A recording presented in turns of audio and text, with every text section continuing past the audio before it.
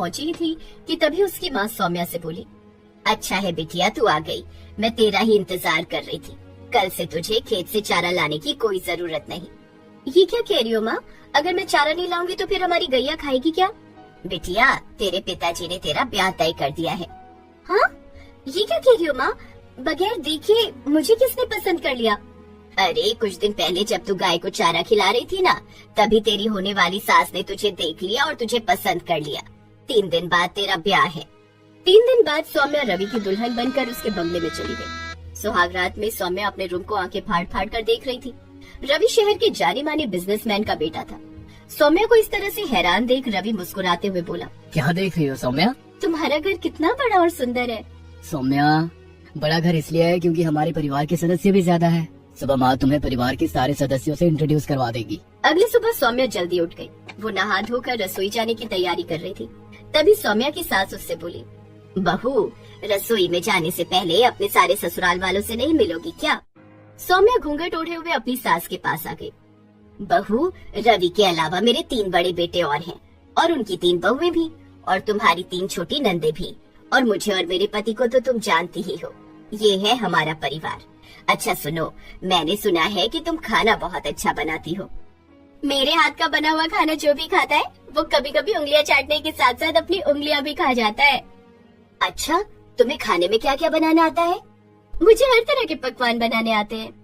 तुम्हारे बारे में यही सुना था मैंने, इसीलिए फट से तुम्हें यहाँ पर ब्याह कर ले आई।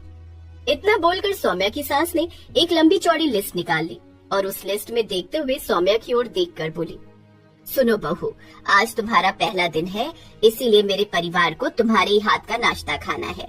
तुम्हारे बड़े जेठ को मटन करी बहुत पसंद है, और तुम्हारे मंझले जेठ को चिकन फ्राई बहुत ज्यादा पसंद है, और मंझले से छोटे जेठ को दम आलू बहुत पसंद है। मुझे और तुम्हारे ससुर को बेसन की रोटी और पुदीने की चटनी। ये सब तुम्हें अभी बनाना है। तभी सौम्या की ननद सौम्या से बोली, अच्छा भाभी सुनिए ना, मुझे पालक पनीर बहुत पसंद है, और भाभी मुझे सुबह सुबह छोले भटूरे खाने की आदत है। भाभी मैं सुबह सुबह मसालेदार खाना पसंद करती हूँ, इसीलिए मैं दाल मखनी खाऊंगी, वो भी लाल मिर्च का तड़का वाली। उन सब की फरमाइश सुनकर सौम्या को चक्कर आते हुए महसूस होने लगे। तभी सौम्या की बड़ी जेठानी सौम्या से बोली, और तुमने हमारी फरमाइश तो सुनी ही नहीं। मुझे पनीर के पकौड़े और मेरी छोटी जेठानी को बेसन के पकौड़े खाने हैं। और मुझे सुबह सुबह तंदूरी चिकन खाने की आदत है। जाओ बहू, अभी से नाश्ता बनाने में जुट जाओ, फिर तुम्हें दोपहर का खाना भी बनाना है और फिर डिनर की तैयारी भी करनी है। सौम्या चुपचाप रसोई में जाकर सबकी फरमाइशों के पकवान बनाने में जुट गई। सबकी फरमाइशों के पकवान तैयार करने में ही दोपहर हो गई कि तभी सौम्या के सास एक लंबी लिस्ट हाथ में लेकर रसोई घर में आकर बोली, ये दोपहर के भोजन की लिस्ट है, अब तुम्हें दोपहर का भोजन बनाना है। सौम्या ने चुपचाप दोपहर का भोजन बनाने में जुट गई। ऐसे ही रसोई घर में ही भोजन बनाते बनाते शाम हो गई। सौम्या का थककर बुरा हाल हो चुका था। सौम्या का आराम करने का दिल कर रहा था। सौम्या रसोई घर से बाहर निकली ही थी कि तभी सौम्या की सास फिर से एक लंबी लिस्ट लेकर आ गई। अरे कहाँ जा रही हो बहू, अभी तो तुम्हें सबके लिए डिनर भी तैयार करना है। ये लो, इस लिस्ट को ध्यान से देख लो। सौम्या रात का डिनर बनाने में जुट गई। थक हार कर रात 10 बजे सौम्या अपने रूम में पहुंची ही थी कि तभी उसका पति रवि उससे बोला, क्या बात है सौम्या, तुम तो बहुत थकी हुई लग रही हो। अजी आपका परिवार कितने पकवान खाता है, नाश्ते में अलग, लंच में अलग, डिनर में अलग। रोज ऐसे ही नए नए 1000 पकवान बनाऊंगी तो मेरा तो बुरा हाल हो जाएगा। किसी ने मुझसे खाने तक को नहीं पूछा। मुझे भी भूख लग रही है। माफ करना सौम्या, मैं तो बाहर से खाना खाकर आया हूँ, लेकिन तुम चिंता मत करो, मैं तुम्हारे लिए रसोई से कुछ खाने को ले आता हूँ। कुछ देर बाद रवि खाली हाथ वहाँ पर आ गया। क्या हुआ? सौम्या खाना तो खत्म हो गया। खत्म हो गया? क्या कह रहे हो तुम?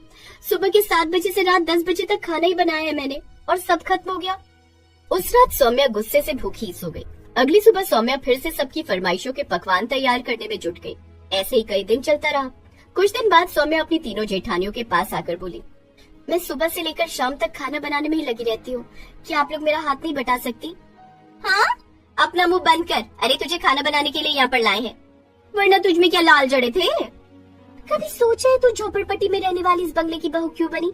अरे इसलिए क्योंकि हमें एक खाना बनाने वाली की जरूरत थी जो हमें बढ़िया बढ़िया खाना खिला सके। सौम्या चुपचाप अपनी आंखों में आंसू लिए हुए रसोई घर में चली गई और रोते हुए अपने आप से बोली, अब समझ आया ये लोग मुझे यहाँ पर किसी 5 स्टार होटल की नौकरानी बना कर लाए हैं। इतना बोलकर सौम्या रोते रोते खाना बनाने लगी।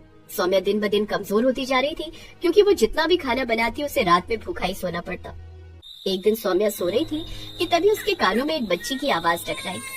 माँ, हम बहुत थके हुए और भूखे हैं। सौम्या अचानक उठकर बैठ गई। ये बच्ची की आवाज कहाँ से आ रही है? तभी दूसरी बच्ची की आवाज सौम्या के कानों में टकराई। माँ, आप दिन भर भूखी काम करती हो, तब हमें भी थकान होती है और भूख भी लगती है। हम भूखे हैं माँ। सौम्या घबरा कर उठकर बैठ गई और अचानक बेहोश हो गई। तभी रवि सौम्या को तुरंत अस्पताल लेकर चला गया। डॉक्टर सौम्या को चेक करते हुए रवि से बोला, देखिए, घबराने की जरूरत नहीं है सर। आपकी पत्नी प्रेग्नेंट है। इनके गर्भ के अंदर 2 जुड़वा बेटियां हैं जो कि बहुत कमजोर हैं। इनके खाने पीने का ध्यान रखिए और इन्हें आराम कराइए। रवि सौम्या को घर पर लेकर आ गया। डॉक्टर की बात सुनकर सौम्या समझ गई कि कल रात जो बच्चियां उससे बात कर रही थी वो दरअसल उसके गर्भ में उसकी बेटियां ही थी। सौम्या अपनी सास से बोली, माँ जी, डॉक्टर ने मुझे आराम करने की सलाह दी है और साथ ही साथ खाली पेट नहीं रहने की भी सलाह दी है। अरे तो हमने तेरे कौन से हाथ रोके हैं खाने के लिए? माँ जी, मैं दिन भर खाना ही बनाती हूँ, मगर मुझे रात में भूखा ही सोना पड़ता है और दोपहर में तो खाने का समय ही नहीं मिलता। देख बहू, हमारे लड़के के लिए एक से बढ़कर एक बड़े घराने के रिश्ते थे, मगर हमने तुम्हारे जैसे गरीब घर में रिश्ता करके तुम्हारे ऊपर एहसान किया है। अब ज्यादा चूत चपड़ मत करो और जाओ जाकर खाना बनाना शुरू कर दो। रात को सौम्या अपने बिस्तर पर लेटी हुई थी कि तभी उसके कानों में उसकी दोनों बेटियों के रोने की आवाज टकराई। माँ, हमें बहुत तेज भूख लग रही है। अगर हमें कुछ खाने को नहीं मिला तो हम तड़प तड़प कर मर जाएंगे। माँ, भगवान के लिए कुछ खा लो। अगर तुम नहीं खाओगी तो हमारे पेट में खाना नहीं पहुँचेगा। सौम्या तड़पते हुए अपने पति रवि को सारी घटना बताते हुए बोली, मैं सच कह रही हूँ, मेरी बेटियां मुझसे बात कर रही हैं। जाओ जाकर बाजार से कुछ ले आओ। पागल हो गई हो सौम्या, ये सब तुम्हारे दिमाग का वहम है। सो जाओ। अगली सुबह जब सौम्या की आंख खुली तो वो बेहोश होकर गिर पड़ी। रवि तुरंत सौम्या को अस्पताल लेकर चला गया। सौम्या को देखकर डॉक्टर रवि से बोला, मैंने आपसे कहा था ना कि इनके खाने पीने का ध्यान रखिए, मगर इनका चेहरा देखकर लग रहा है जैसे ये काफी दिनों से भूखी हैं और इनकी दोनों बेटियां अब इस दुनिया में नहीं रही। हमें इमीडिएटली इनका ऑपरेशन करना पड़ेगा, नहीं तो इनकी जान भी जा सकती है। डॉक्टर, कैसे भी करके मेरी पत्नी की जान बचाइए, नहीं तो मेरे परिवार को भोजन बनाकर कौन खिलाएगा। सौम्या को ऑपरेशन हो गया। सौम्या को पता लग चुका था कि उसकी दोनों बेटियां अब इस दुनिया से जा चुकी हैं। ठीक होने के बाद रवि सौम्या से आकर बोला, चलो सौम्या, घर पर सभी तुम्हारा इंतजार कर रहे हैं। मैं घर जाने से पहले कहीं और जाऊंगी। सौम्या चुपचाप पुलिस स्टेशन चली गई और सारी घटना महिला एसएसपी को बताते हुए बोली, उन सबको गिरफ्तार कर लीजिए, वो सब मेरी जुड़वा बेटियों के कातिल है। काश अगर तुम पहले ये सब आकर बता देती तो तुम्हारी दोनों बेटियां जीवित होती। महिला एसएसपी पुलिस बल लेकर सीधे सौम्या के घर पर पहुंच गई और उसके सारे ससुराल वालों को अरेस्ट करके लॉकअप में डाल दिया।